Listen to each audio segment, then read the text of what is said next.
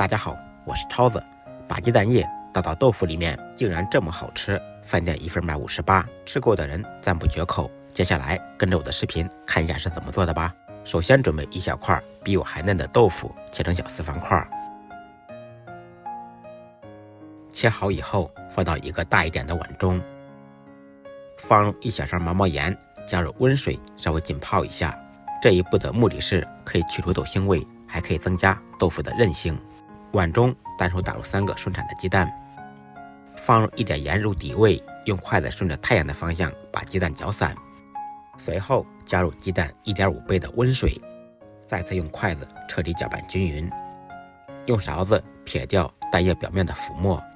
泡好的豆腐捞出来控水，再次放入碗中，把搅好的蛋液倒到豆腐里面，然后用筷子把豆腐扒拉均匀。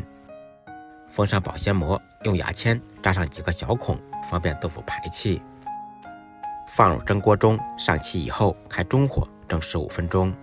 利用蒸鸡蛋豆腐的时间准备一下小料：少许胡萝卜用刀切碎，1个香菇用刀切成小粒，少许青椒或者蒜苔切成小丁。切好以后一同放入盘中。再来2根小葱，清洗干净切成葱花，葱白葱叶分开放。5毛钱的五花肉先切成细丝，再切成薄片，切成小丁。切好的肉末放入碗中，材料全部备好，接下来开始制作。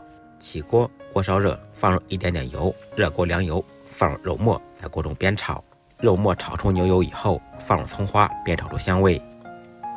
小料炒香，放入香菇丁、胡萝卜、蒜苔，继续简单翻炒扒拉2下，烹入一点酱油提色提味。炒出酱香味以后，加入1勺清水，调节好的放高汤。